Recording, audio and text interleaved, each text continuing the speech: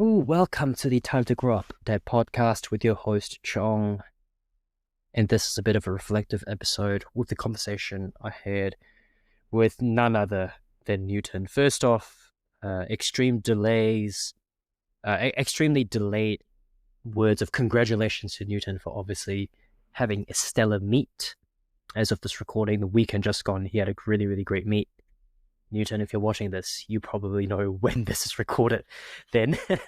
But this is just a bit of a reflection from my chat with Newton. And for those who did tune in, it was the first ever public conversation that he has had with anyone in a interview setting or podcast setting, talking about his experience with dealing with some very, very dire news that his kid has leukemia. And honestly, I did say this on the episode and I'll reiterate it again. It takes a lot for anyone to talk about these things in public, because I cannot relate, right? I can only empathize, but I can only imagine the insurmountable amounts of pressure, stress, and mental hurdles the entire family has to go through when you get something like this being told to you a couple days before Christmas, of all things. In saying that, Newton has really showed me that he is a man. I was going to quote John Wick, he's a man of sheer focus and will. I think that's the quote, but he's a man that lives by his word. Very much so. And you definitely need to check the podcast episode out because you would understand what I mean by that. He is a very, very big advocate for mental health and using different strategies to talk about mental health publicly and how to kind of maneuver through tricky situations.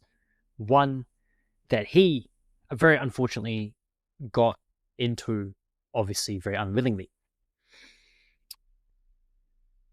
To be able to process these emotions whilst getting ready for a competition, like I said, this recording was literally recorded the weekend after Newton competed.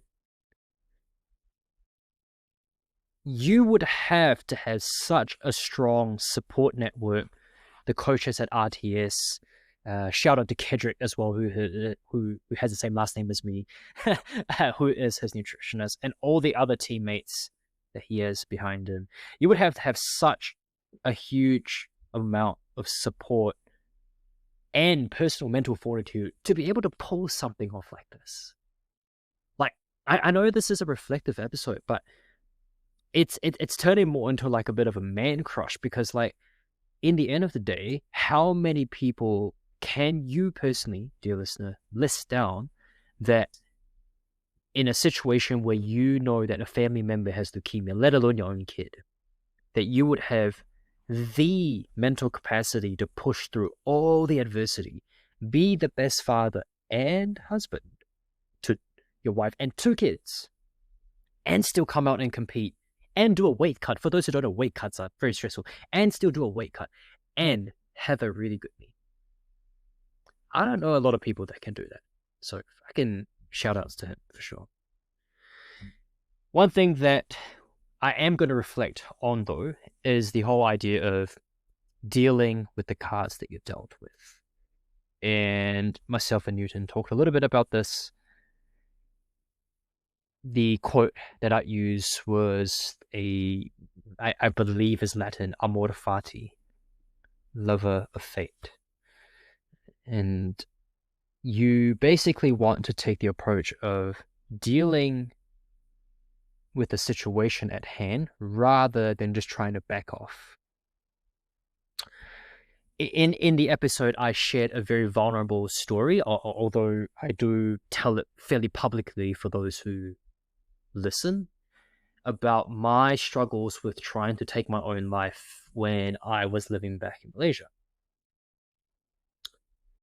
And without going too deep into it, because that's a fucking reflection for me on its own, long story short, I understood that there was a little bit more to life than what it was before.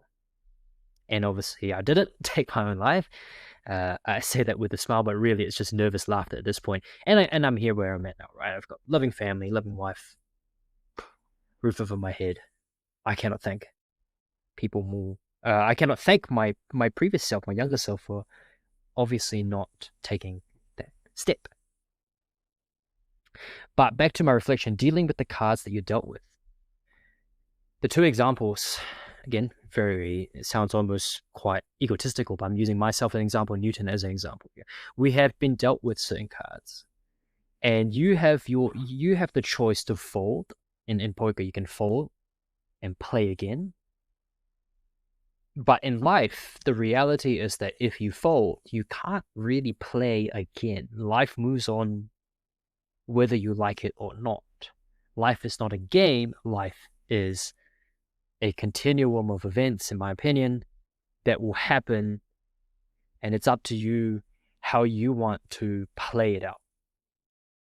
It is not Brazilian Jiu-Jitsu. It is not powerlifting where you could reattempt again. It is not poker. It is absolutely not any game like chess. You can't play again. Once you take a step forward, you really can't go back. Playing the game with the cards that you're dealt with is so important, because not everyone's going to be dealt the perfect hand. And I say this, and honest to God, like, I've probably been dealt with a pretty good hand, all things considered.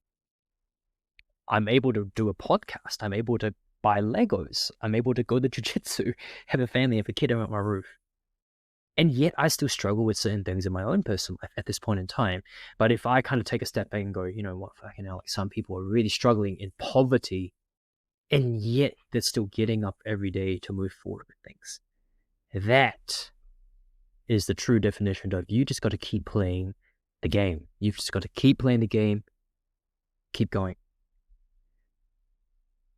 And the way obviously Newton dealt with it was very, very commendable, you know, something that I definitely will take away with the type of mental fortitude that he has had. Right. And I know he also mentioned that he potentially, in hindsight, might have regretted coming out and posting a little bit too early about his situation. But again, it's one of those things that, hey, like, it's done, it's out there. And given that Newton is a pretty prominent public figure in the powerlifting world per se, you can't really take it back the moment you post something when you've got so many eyes on you. I think he's got like 20, 30,000 followers or something. Like, to me, that's a lot. But anyway, I digress. So that really shows him as a person that he really lives by what he says in his own personal life. Something in this scenario where he was telling me how he sort of dealt with the news when he was being told by the lovely nurse, who was actually really good at communicating bad news, was that most parents, when they're being told something like this, would completely flip. They would fucking flip.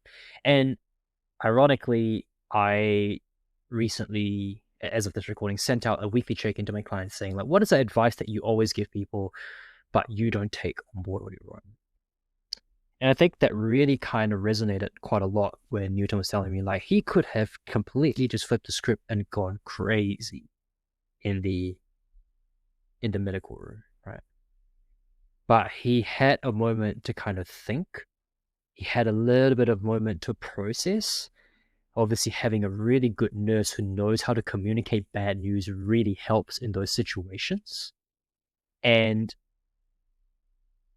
I think from the way I gathered, what Newton kind of told me was that he was able to get to a point where he was able to finally process those emotions when he got back home and wiped himself down, get under the squat bar and squat. I talked about this in many episodes prior, putting yourself first. For Newton, in this world, as he sort of said at the end of that podcast, was Newton might be doing a lot of things. He might enjoy singing in another multiverse, but in this multiverse, he likes lifting heavy stuff, and that's doing something for himself in order for him to sort of process things. Sometimes, in the end of the day, like it's one of those situations where you need to be able to do something for yourself in order to process the bigger picture, so that you can make better decisions rather than just acting purely on emotion. Now, I'm not saying emotion is bad. I think everyone acts on emotions. No one's perfect. But in most cases, acting on emotions that are already processed generally leads to better outcomes.